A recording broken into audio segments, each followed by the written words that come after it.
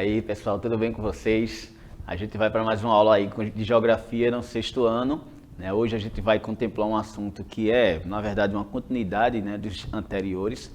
A gente vai tratar da parte de orientação e localização geográfica, né? São assuntos bem relevantes, assuntos que a gente diariamente tem contato, né, com informações relacionadas, né? Uma vez que, por exemplo, a gente mora num determinado lugar da superfície da Terra e, lógico, esse lugar que a gente mora tem uma localização, né, em se tratando do planeta Terra, e essa localização relacionado ao planeta Terra, logicamente, vai estar totalmente relacionado com o texto que a gente vai trabalhar hoje aqui, que são as coordenadas geográficas e outras formas de orientação que foram se desenvolvendo ao longo do tempo, tá bom? Espero que vocês gostem, curtam o conteúdo de hoje, tá? E só um lembrete, na aula anterior eu tinha deixado uma atividade para o pessoal do sexto ano, né?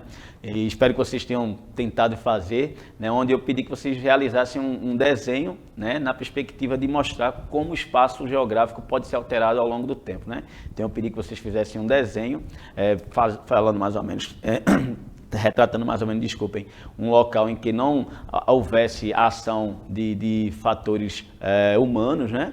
E depois comparar com um outro desenho onde a ação humana teria acontecido, tá? Então essa comparação serve exatamente para a gente entender como o espaço geográfico sofre modificação ao passo que as pessoas vão interferindo nele, né? Utilizando seus recursos e também construindo coisas, tá certo? Mas vamos lá para o conteúdo da aula de hoje.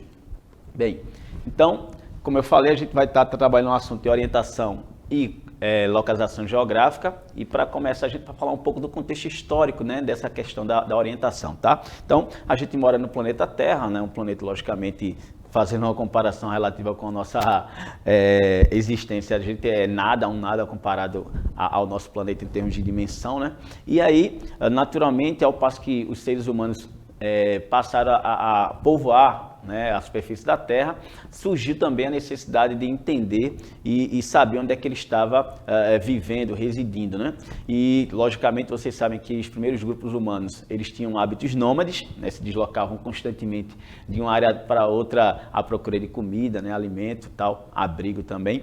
E isso fez com que, em algumas situações onde eles encontravam locais propensos, né, locais bons para se ocupar, vamos dizer assim, onde existiam recursos disponíveis, né, esses homens primitivos, eles faziam uma rota, vamos dizer assim, de retorno para esse local, ao passo, né, que as estações do ano iam mudando e tal, mas assim, havia uma rota, vamos dizer, né, de locais onde eram mais fáceis ou mais favoráveis à ocupação, né, do que outros. E aí, muitos locais que foram ocupados pelos primeiros grupos humanos que habitaram esse planeta, né, naturalmente foram aí sendo deixados registros, né, em pinturas rupestres, paredes de caverna ou mesmo em blocos de rocha ou argila, né? Então, assim, esses registros de pinturas rupestres, que são importantíssimos para os estudos, né, históricos, paleontológicos, arqueológicos também. Então, eles vão servir também para dar essa ideia de que os grupos humanos realizavam esse tipo de pintura também com o intuito de se localizar e se posicionar em determinado local da superfície da Terra, tá certo? Então, desde a pré-história, os homens primitivos tinham, né, o hábito de fazer marcações, né, nessas superfícies de pedras e paredes, como eu falei, né, para essa intenção mesmo de se posicionar.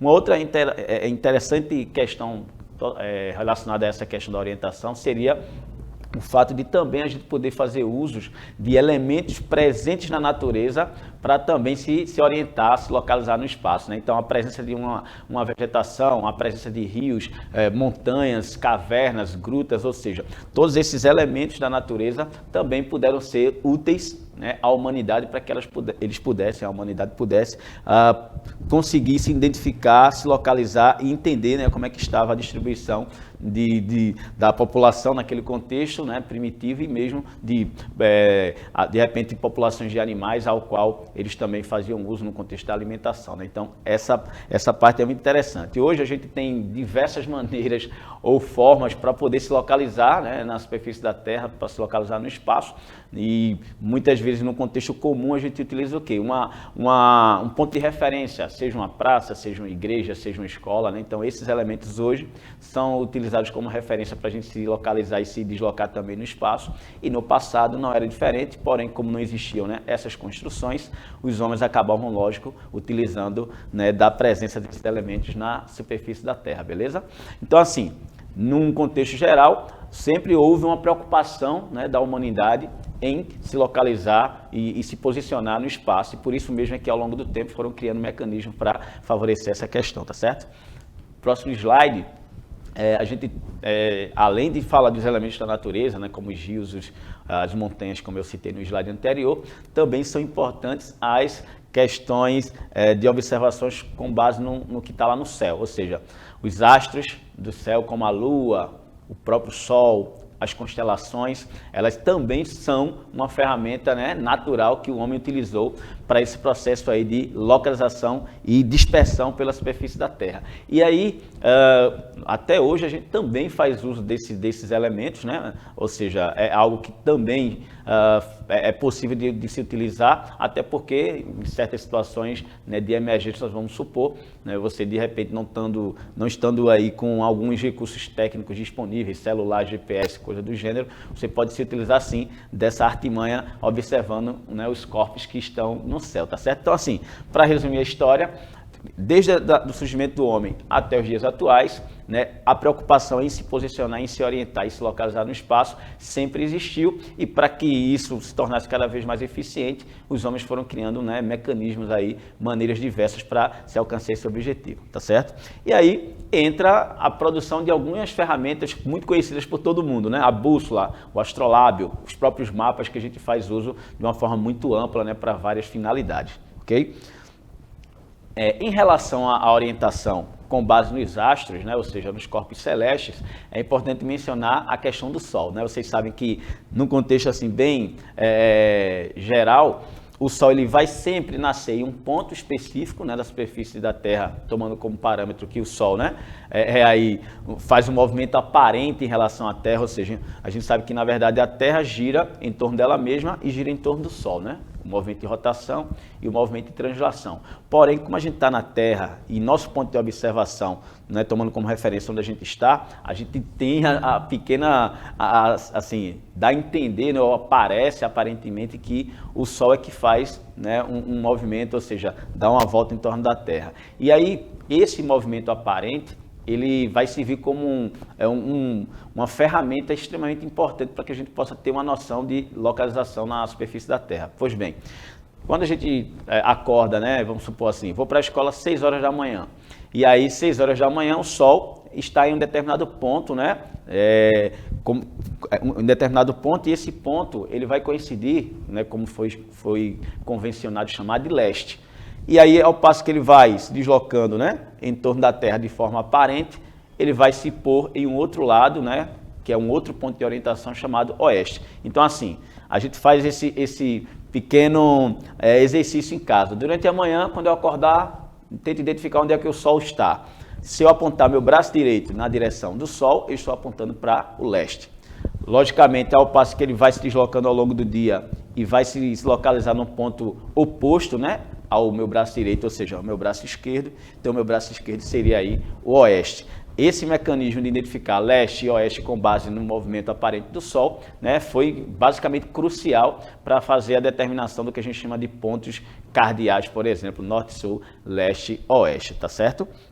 Bem, dando sequência, aí a gente tem mais ou menos a ideia, né? Então, braço direito, Sol nascente, leste, e aí o braço esquerdo, né, ao passo que o Sol, no final da tarde, ele vai se pôr, braço esquerdo, Sol poente, então a gente tem aí a noção, né, de leste a oeste, à frente a gente teria o norte e atrás a gente teria o sul, e aí constituiria assim o que a gente chama de rosa dos ventos com base nos pontos cardeais, tá? Que é exatamente o que a gente tem nessa figura aí. Então, o que é a rosa dos ventos? É uma ferramenta que foi construída, criada ou pensada exatamente para identificar pontos de orientação para que a gente pudesse se deslocar na superfície da Terra, né, tomando como referência um ponto de saída. Vamos supor, então, se você tiver em um determinado ponto da superfície da Terra, for em direção ao Polo Norte, você estaria indo para, logicamente, o ponto de orientação norte. Se você for na direção da Antártica, você estaria na direção do sul, né? Ou seja, esses pontos norte e sul são os cardeais aí de maior referência. E, logicamente, o leste e oeste, como eu já mencionei, tá? Então, a gente tem 4 pontos cardeais que estão destacados aí de vermelho: norte, sul, leste, oeste. E também, além dos pontos cardeais, a gente vai ter os pontos colaterais, né? Nordeste, noroeste, sudoeste e sudeste.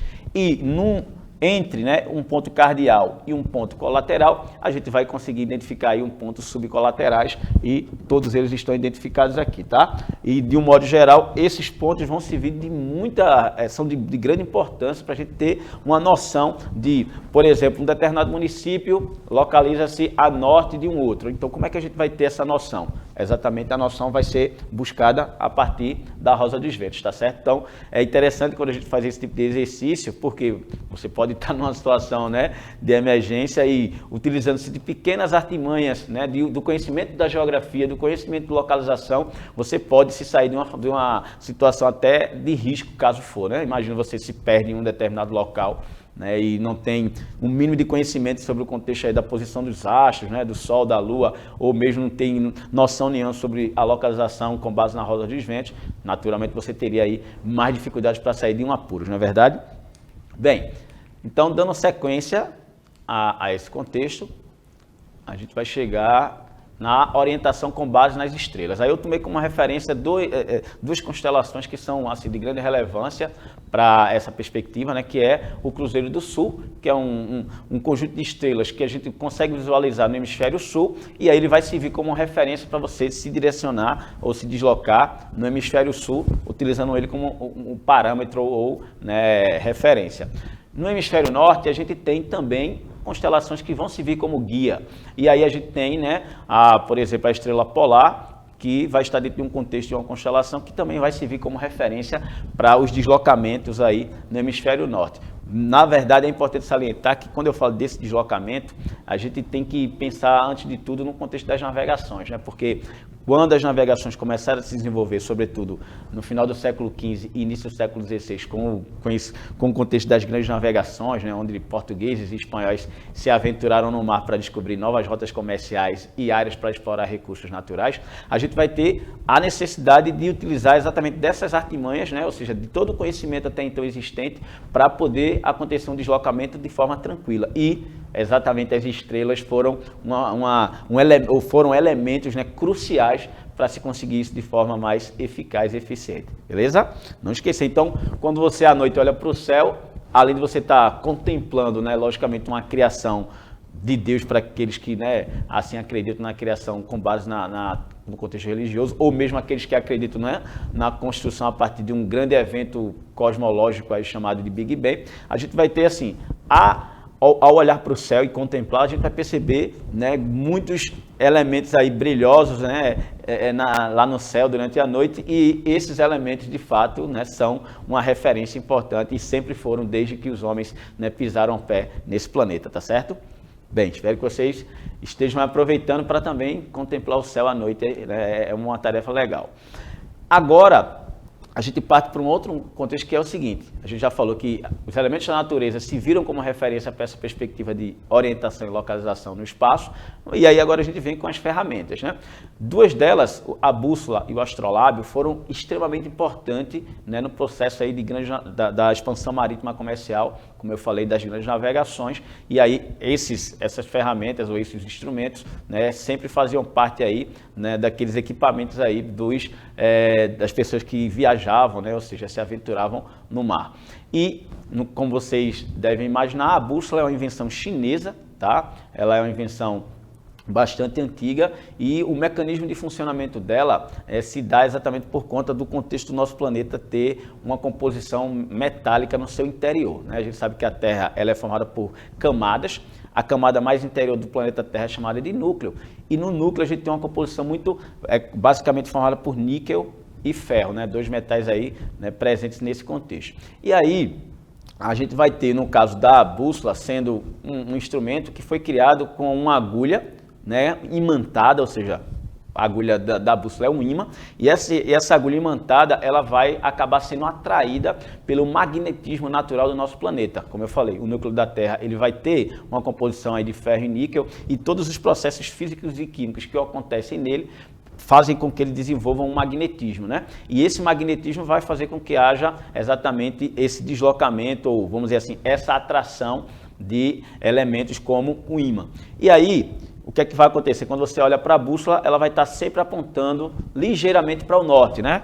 E por quê? Porque, na verdade, ela se sente atraída, né, nessa perspectiva do magnetismo da Terra para o Polo Norte, tá? Então, se você pega uma bússola, a agulha está apontando para uma direção, a gente sabe que a direção que ela vai estar apontando, se ela estiver funcionando tranquilamente, né, sem estar com nenhum problema, ela vai apontar para o norte da Terra, tá certo? Então aí você tem um instrumento que foi amplamente empregado, né, por grupos de navegantes que, né, desbravaram os oceanos aí em épocas pretéritas, tá? Em épocas passadas. O outro instrumento também importante é o astrolábio, né, que serve basicamente para você ter uma ideia de posição de determinados grupos de estrelas, constelações, né? E aí você toma como referência o horizonte, né, ou seja, a linha do horizonte, para medir a distância, né, do ponto que você está até determinada estrela, e assim você poder também ter uma noção de deslocamento e poder navegar de forma mais tranquila, tá certo? E nessa perspectiva, vamos entrar aqui no que a gente chama de coordenadas geográficas, né? A gente sabe que o planeta Terra, ele vai ter uma composição, né, ou melhor, um formato arredondado, né, que muitos aí chamam de geóide, né, seria um formato mais aproximado para a Terra. E esse planeta, ele foi pensado numa perspectiva cartográfica como uma esfera. E essa esfera, ela vai ser aí cortada por várias linhas imaginárias que servem como referência para a gente se localizar em nosso planeta. E aí, essas linhas imaginárias é o que a gente costuma chamar de paralelos e meridianos, tá? Então, os paralelos e os meridianos são linhas imaginárias que cortam a Terra no sentido vertical e também no sentido horizontal. Com base nessas linhas imaginárias, foi também possível, né, desenvolver um mecanismo de medição da distância de determinados pontos da superfície da Terra, e aí a gente vai ter também a criação do que a gente conhece como latitude e longitude, que nada mais são do que vamos dizer assim, uma medição para a gente poder, né, ter aí uma referência de localização na superfície da Terra com base nessas linhas chamadas paralelos e meridianos. Vamos entender melhor aqui na figura, tá certo? Então veja aí essas duas figuras. Aqui a gente vai ter uma perspectiva de linhas, como eu falei, né, cortando o nosso planeta, né, ou seja, tanto no sentido vertical como horizontal, e aí destacar duas linhas importantes, a linha do Equador, que divide a Terra aqui ao meio no sentido horizontal, e assim sendo você vai ter a constituição do que a gente chama de hemisférios. O que seriam hemisférios? Meias esferas no contexto grego, né? Já que a palavra é de origem grega, então significa meia esfera. Então você tem a linha do Equador cortando a Terra ao meio, meia esfera aqui, ou seja, hemisfério. Então a linha do Equador vai definir o hemisfério norte, ou seja, o que está acima da linha do Equador, e o hemisfério sul, que está abaixo. Nessa outra figura, o destaque aqui vai ser para uma linha vertical, que a gente chama de meridiano de Greenwich. Esse meridiano serve como referência para você também ter a Terra dividida em dois hemisférios, hemisfério oriental ou leste, hemisfério ocidental ou oeste, tá? Então essas linhas aí são, de fato, aquilo que a gente pode utilizar como referência para se posicionar em qualquer ponto da superfície da Terra, e tomando sempre como referência a linha do Equador, que é o principal paralelo da Terra, e o meridiano de Greenwich, que é o principal, né, meridiano aí do nosso planeta, tá? Então, meridiano vertical, paralelo, horizontal. Nessa outra figura aqui eu trato da questão da latitude e da longitude. Então veja só, o que vem a ser latitude, o que vem a ser longitude. Começando aqui pela longitude, nessa figura, a longitude seria a distância medida em graus de qualquer ponto da superfície da Terra até o meridiano de Greenwich. A longitude ela pode variar de 0 grau, exatamente no meridiano de Greenwich, até 180 para leste ou oeste. Já a linha do Equador, que é a referência dos paralelos, né, e também vai servir como base para a medição da latitude. O que é que seria a latitude? A distância medida em graus da linha do Equador até o Polo Norte ou até o Polo Sul. A latitude, por sua vez, ela varia para norte e sul até no máximo 90 graus. No caso da longitude, como eu falei, a variação vai de 0 até 180, leste ou oeste. No caso da latitude, 90 graus para norte ou 90 graus para sul, beleza? Isso aqui, com certeza, vocês estão, né, cansados de saber, já escutaram muito sobre isso, tá? Aí aqui eu trouxe uma ilustração para a gente mais ou menos aí entender, né? Eu peguei aquela imagem anterior do planeta Terra e transformei ela em um plano. E aqui a gente tem, ó, as linhas horizontais e as linhas verticais. E aqui eu trouxe 4 pontos para a gente tentar entender mais ou menos como é que funciona essa questão da latitude e da longitude, tá? Então veja só, a linha do Equador, hemisfério norte, hemisfério sul. Meridiano de Greenwich, hemisfério oriental ou leste, hemisfério ocidental ou oeste, tá? Então, quando a gente fala de latitude e longitude, é importante a gente localizar os pontos com base nessas referências aqui que eu trouxe, tanto os paralelos e os meridianos, como também os hemisférios. Então, por exemplo, o ponto A, que está nesse local aqui, ó, que eu estou passando o dedinho, né? O ponto A, qual seria a latitude dele? A latitude do ponto A seria aqui, ó, 50 graus. E a gente tem que colocar se é hemisfério norte ou sul. Então, a gente tem 50 graus norte para o ponto A, tá? O ponto B, se a gente fosse ver aqui, seria 40 graus norte. O ponto D, 10 graus, só que agora sul, porque está abaixo da linha verde, que é o Equador. E o ponto C, 20 graus sul. Determinamos aí a latitude, tomando como referência o quê? Os paralelos. Para a longitude, a referência vai ser os meridianos, e aí Greenwich é a principal referência. Então, a gente tem ó, o ponto A, longitude 100 graus, oeste ou ocidental. Tá ok? Já, por exemplo, o ponto B seria 80 graus, só que oeste. Não, perdão, leste ou oriental. Então, hemisfério oeste, perdão, hemisfério leste ou oriental e hemisfério oeste ou ocidental. Então, o ponto B está exatamente no oposto ao ponto A, né? Então, aqui hemisfério ocidental e aqui hemisfério oriental. Então, a referência aqui seria, no caso da longitude, lembrando as linhas verticais, e para a longitude, os paralelos seriam as linhas horizontais e a longitude das linhas verticais, tá certo? Esse gráfico aqui dá para a gente entender, né, como é que funciona. E aqui eu só destaquei, né, nessas duas figuras pequenas, hemisfério norte e sul, hemisfério leste e hemisfério oeste, tá? Simples, na verdade. E aí, para destacar o Brasil, né, nesse contexto, o Brasil é um país que fica localizado no hemisfério ocidental, né, totalmente aqui a oeste do meridiano de Greenwich. E aí, interessante é que parte do território brasileiro é cortado pela linha do Equador. E aí, um pequeno percentual do nosso território, 7% aproximadamente, fica no hemisfério norte e o restante, né, mais de 93%, fica no hemisfério sul, tá? Então, é importante também posicionar o nosso país nesse contexto, tá certo? Então, o Brasil fica no hemisfério norte, parte no hemisfério norte, a maior parte no hemisfério sul e no hemisfério ocidental, se a gente levar em consideração o meridiano de Greenwich, tá certo? Não erra não na prova não, pelo amor de Deus, tá? E aí, dando continuidade, a gente vai tratar da questão das latitudes, mas levando em consideração a insolação recebida por cada zona do nosso planeta. Veja só, o nosso planeta recebe luz solar constantemente, né?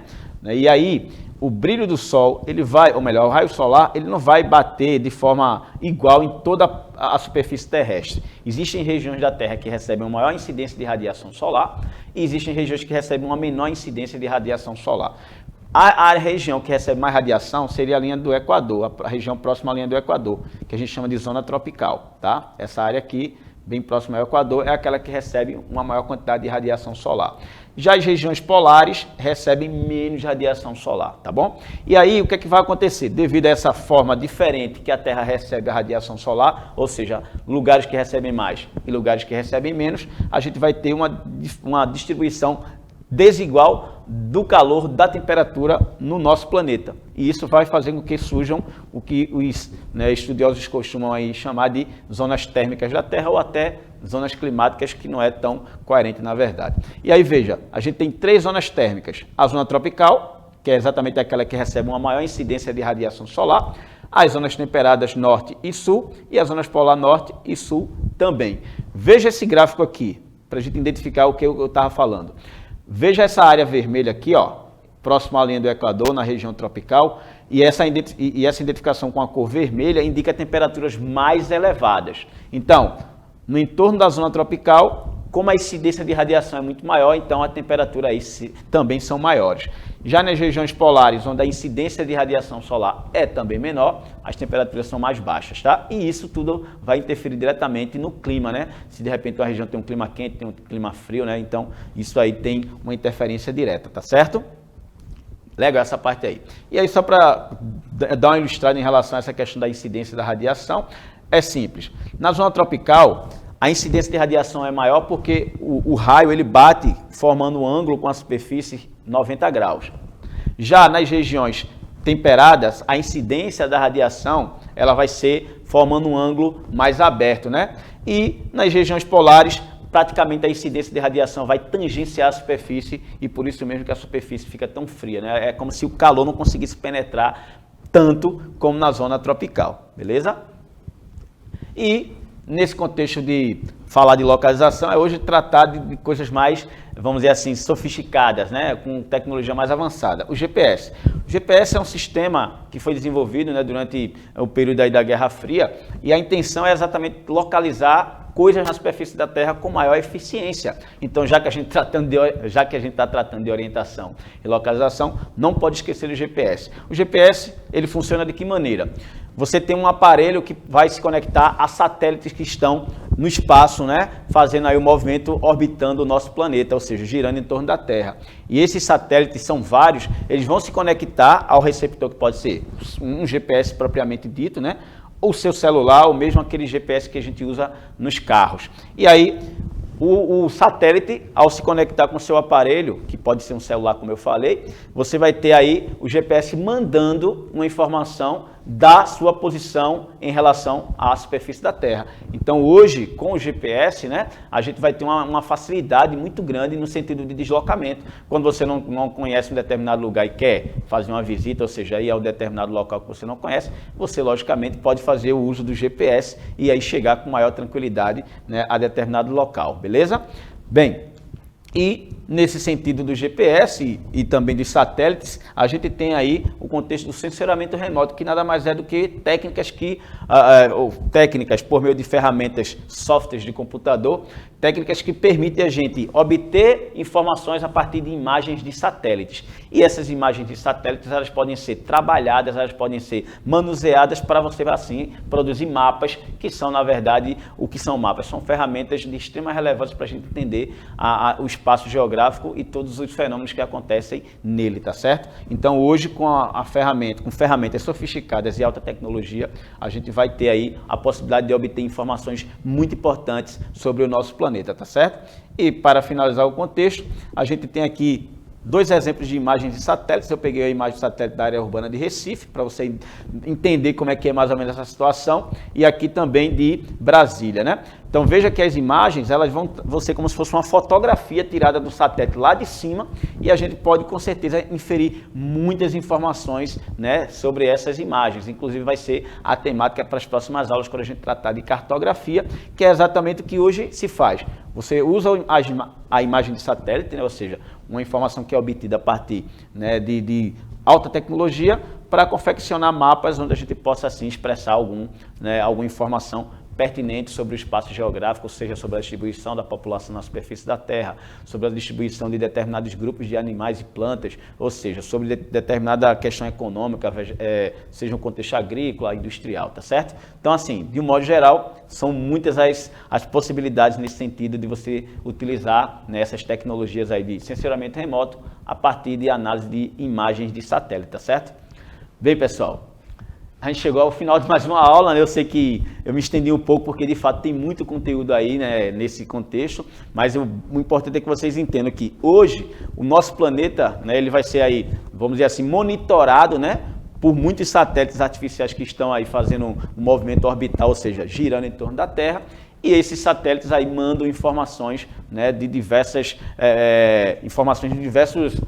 âmbitos, né, seja no contexto da densidade demográfica, ou seja, seja no contexto econômico, natural, físico. Espero que vocês tenham aproveitado, tá? E na próxima aula a gente vai dar sequência exatamente aí com a parte de cartografia que está relacionada a isso que a gente viu hoje, tá certo? Um abraço, fiquem com Deus e espero vocês na próxima aula, tá certo? Tchau, tchau.